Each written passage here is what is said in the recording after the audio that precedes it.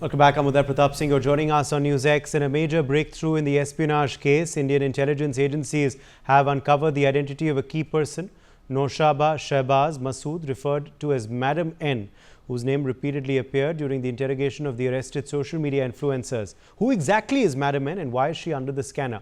Well, Noshaba Shehbaz Masood, or Madam M, is a resident of Lahore, Pakistan. She's alleged to be a critical operative for Pakistan's ISI.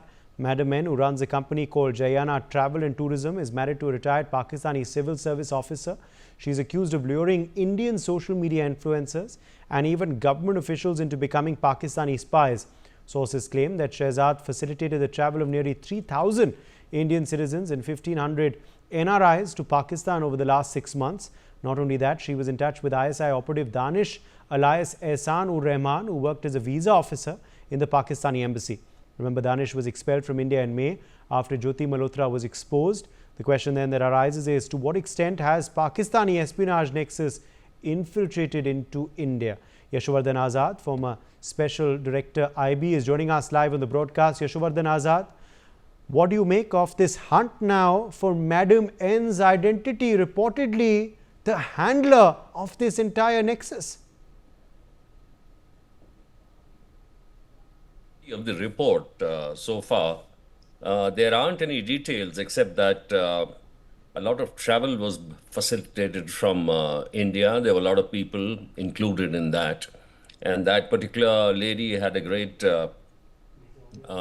friendship with the High Commissioner officials, which is also another natural thing, because if you're travel firm or something, you build relationships all over. Now, one of the frequent travelers was Jyoti Malhotra. So yes, in that particular case, the police has come up with evidence that, some material was supplied. So if there are other cases also, then I think it's going to be a big catch if we get even, say 9, 10 cases like this.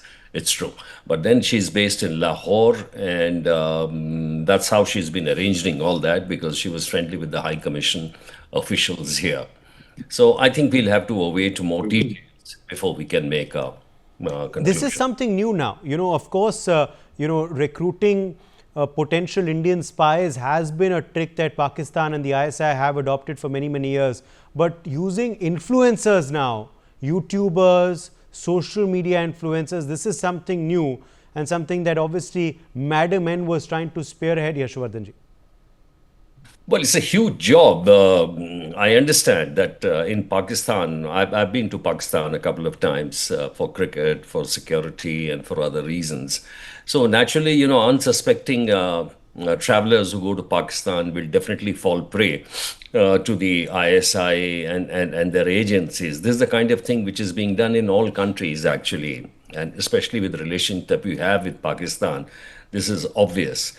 But getting the influencers, yes, that's a very important thing. But what is even more shocking is that for a person like Jyoti Malhotra, who had such tremendous following and popularity, for somebody like that to fall prey is also, it's a huge success for this particular lady based in Lahore. And if we come up with more cases like this, then I mean, it's a troubling sign.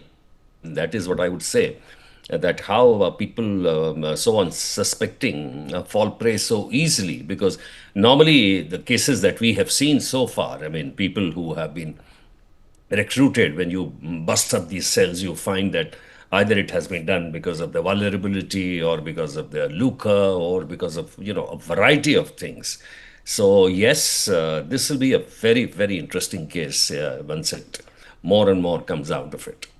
Yes, and also, the fact is, Yashovardhan Azad, again, something that Pakistan has used as a policy is that their staffers in their embassy in India are often spies. Often they are here on the surface for visa purposes, like this individual Danish was, but andar hi andar kuch aur hi chal raha tha. He was doing something completely different from what his actual job was on the surface of it. Well, to be frank, all the embassies in the world have their quota of, spies. Some of them are, of course, in a proper duties. I can see Mr. Sahai is smiling at that. So Pakistan, of course, does it blatantly. In fact, in New York or in their consulates in the United States or in London, it's so obvious. They are out on their mission basically to spread the propaganda against India, trying to find people in a neutral third country where they can be used for giving bits of information.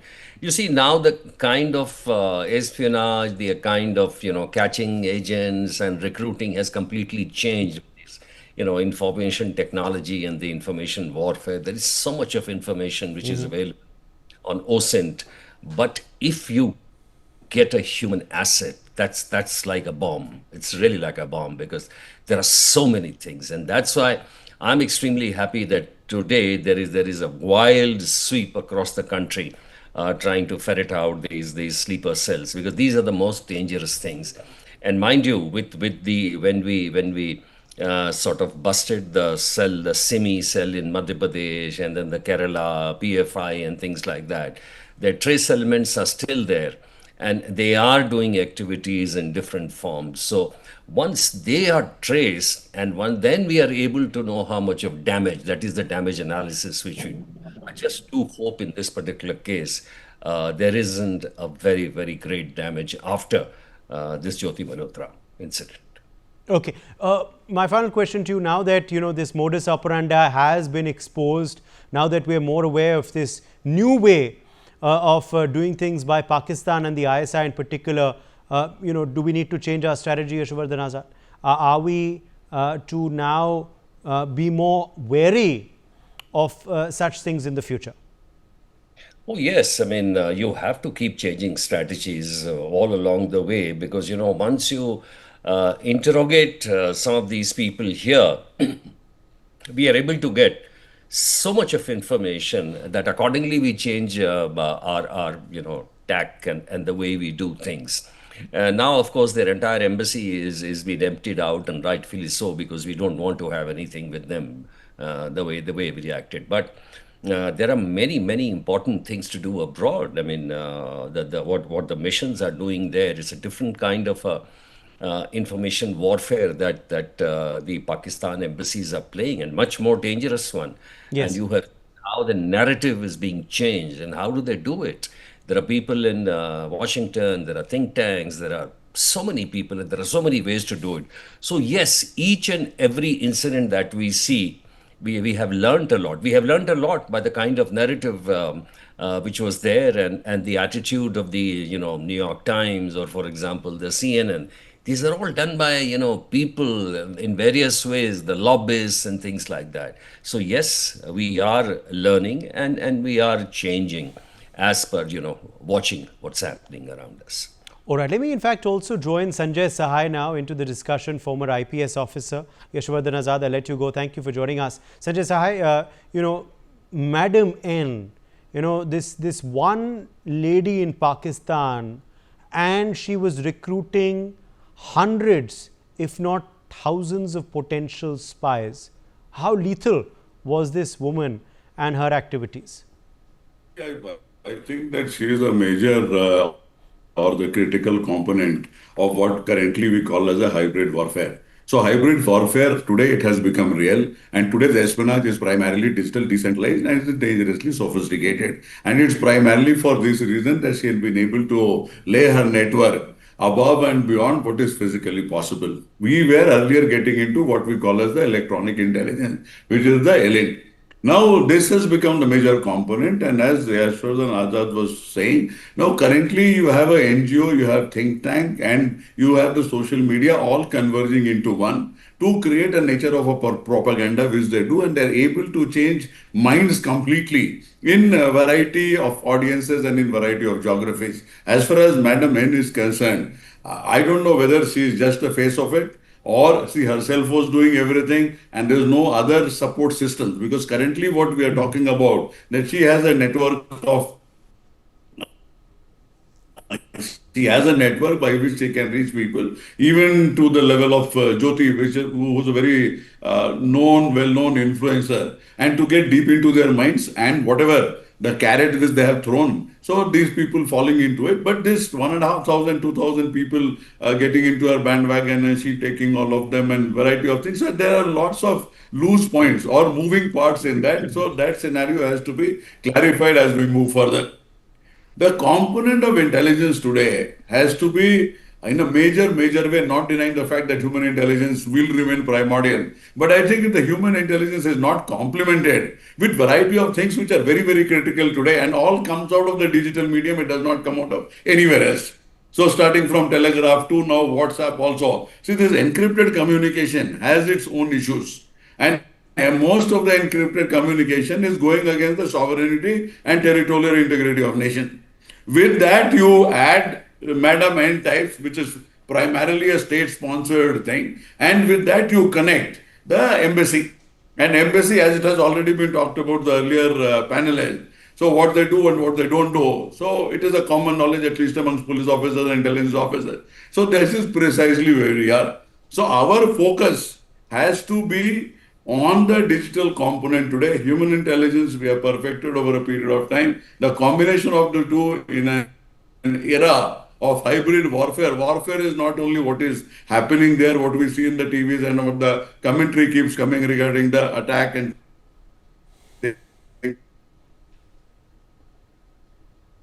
Yes.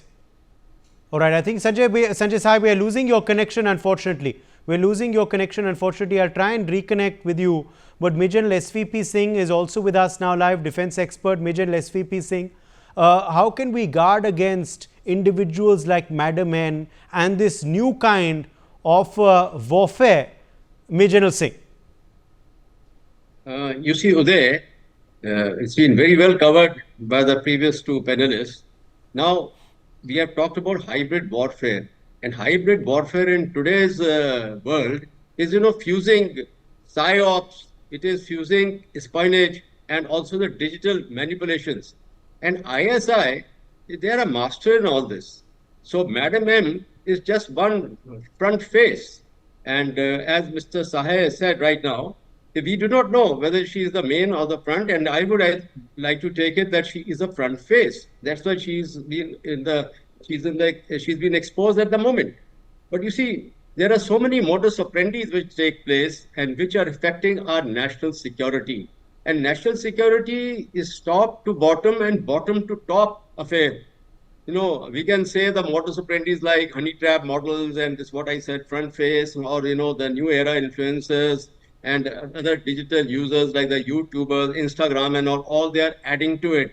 But let me tell you, security, if I have to start from the grassroots level, and if I have to take my army example, right at the unit level itself, my every man, I have to actually have him verified and oversee. Now, these are very important aspects towards national security. Having just given you the simplest example of the army, I would say that it is true of every organization. Your office runners in various organizations of the ministry and others, they are all very vulnerable targets. And that is where we have to safeguard.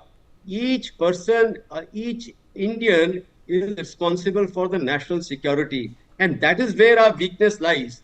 Our checks are very relaxed and casual. You see, we go to hotels and other malls and all, you see the sort of security which is there. These are the places where the infiltration takes place of the people, but we are very lax about it.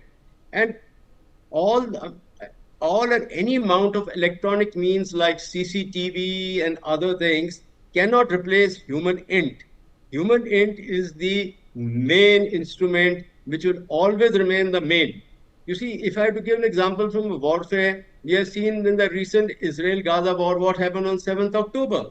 You see, it is a failure of intelligence, but it is also a failure of the fifth columnists, or we can say the infiltrators who had come into it.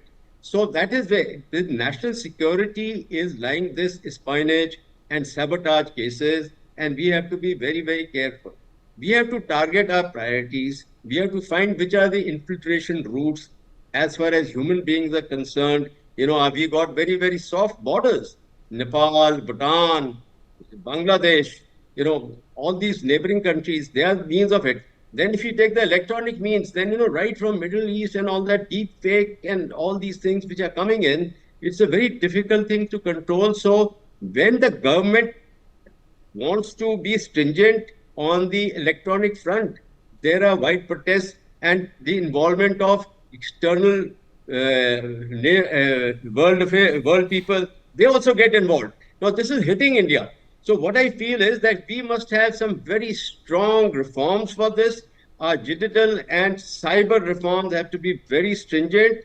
We have to look at security as a new paradigm in India's route to prosperity and to be a powerful nation. And this is where now, after Op Sindoor or the ongoing Op Sindoor, we should expect Pakistan to do more of all these things, whether it is Madam M or any other organization, which will be many. Many have mushroomed. These overground workers and sleeper cells, they are all part of it. And we have to be sensitized to it and sanitized to it. Yes. NK Sood, former RAW officer, also with us. NK Sood, social media influencers, other individuals who were traveling to Pakistan, who were trapped by this lady, to, of course, the visa officer come spy at the Pakistan embassy in Delhi. Now that this modus operandi has been busted, is known to us, what steps should we take for the future in guarding against this nexus by our enemy?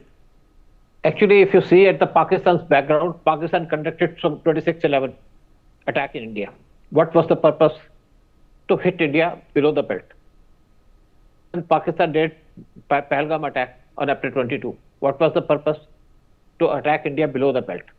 Yani, to disturb India and to hit India with pains most.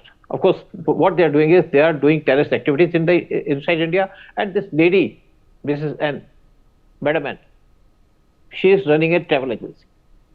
She is inviting people, especially Indians and NRIs, to Pakistan for religious tourism, because Pakistan for the past few months or few years they have been developing certain temples within Pakistan, Hindu temples.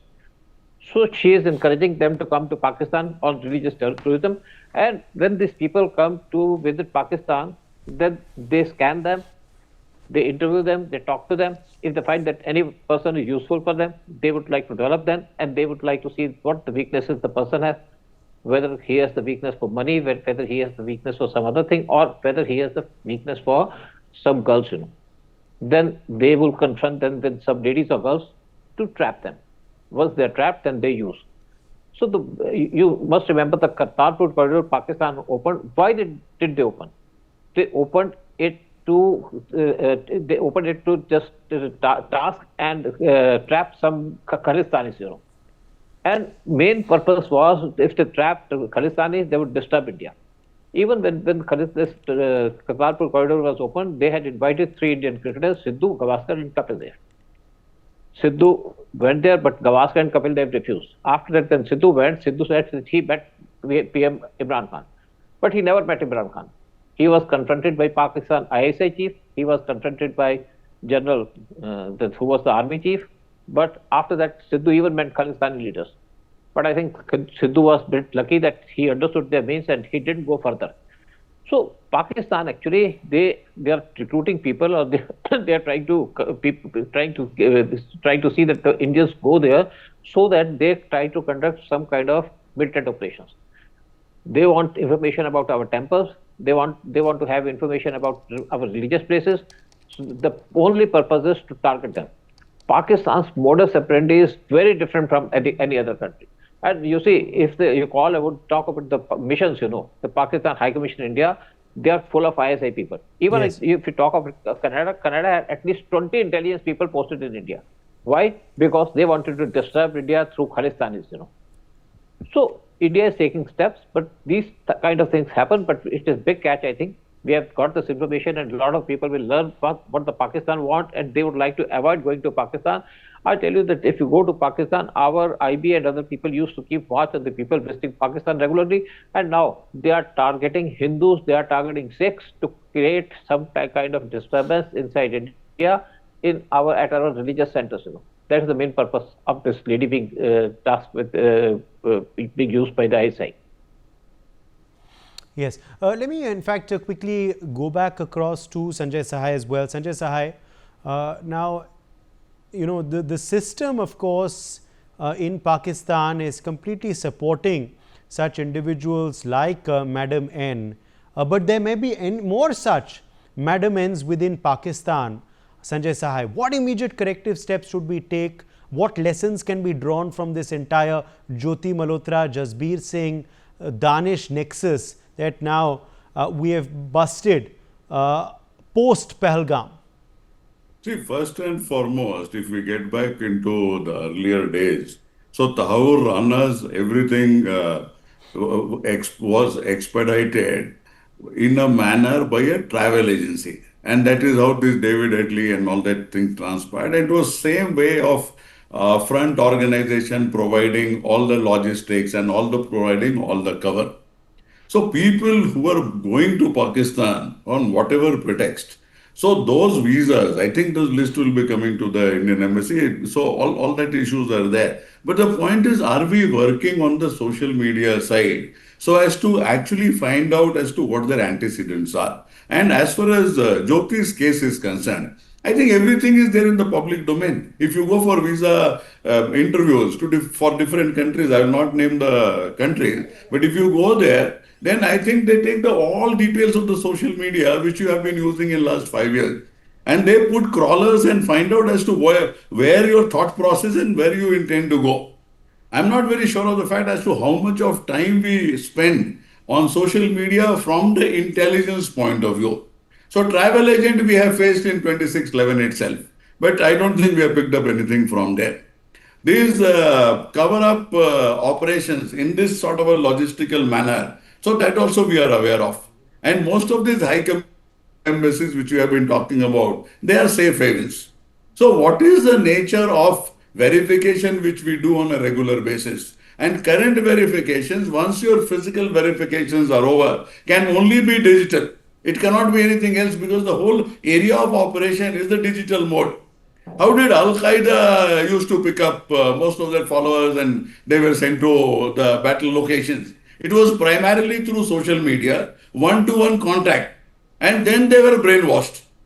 So that is where it is. Brainwashed there, it was by way of religion. Here it would be by way of money, it would be by way of whatever.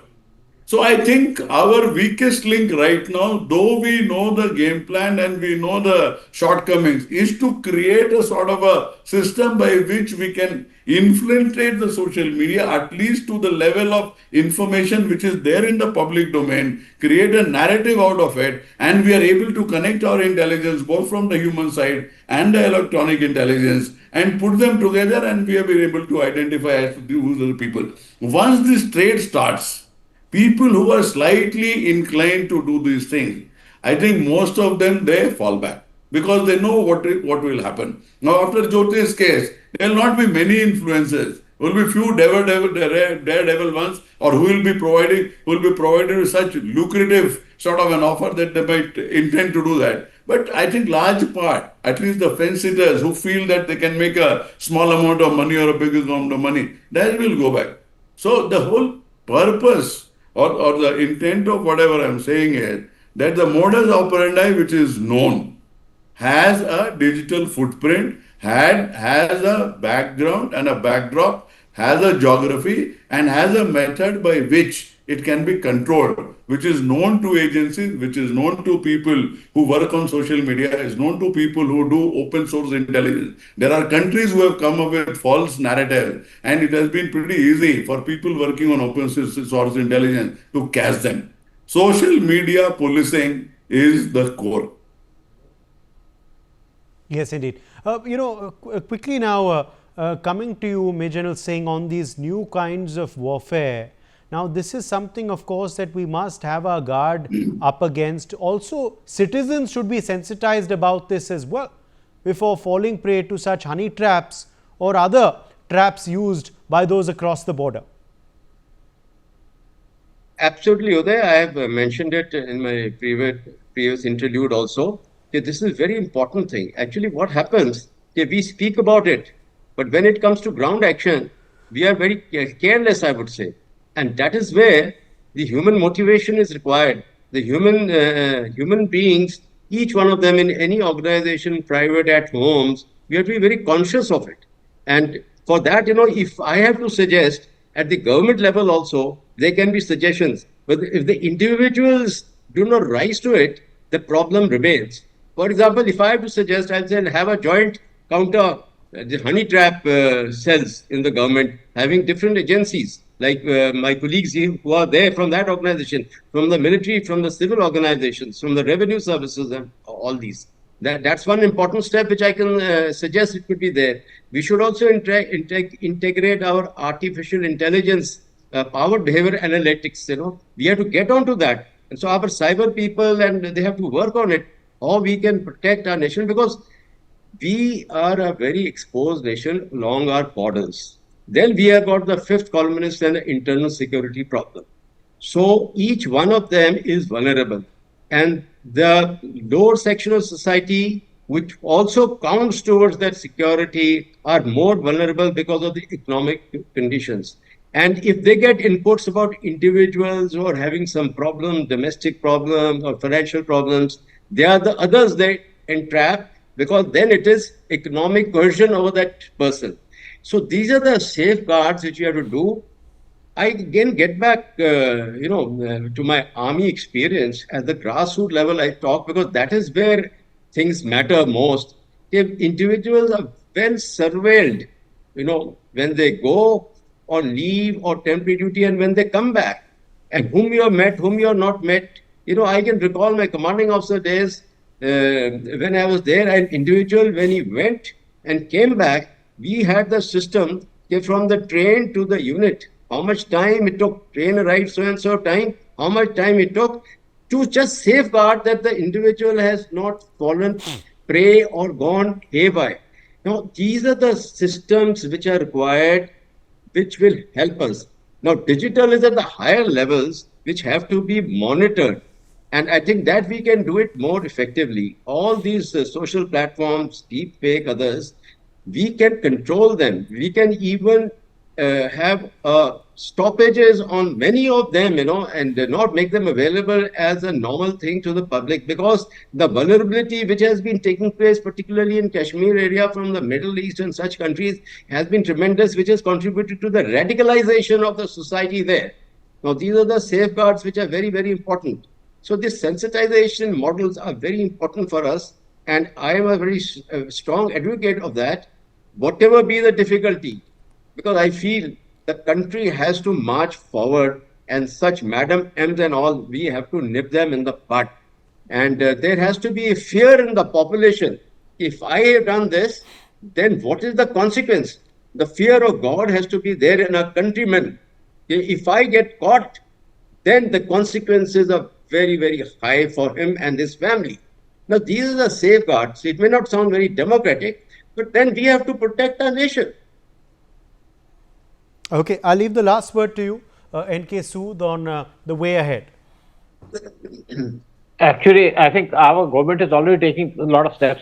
As you can see the case of Madam N, she has been caught, she has been identified.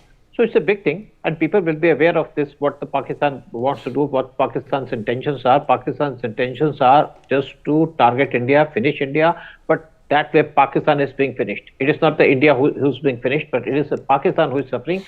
Pakistan is 100% devoted to destroying India, but Pakistan in turn is getting destroyed, I think.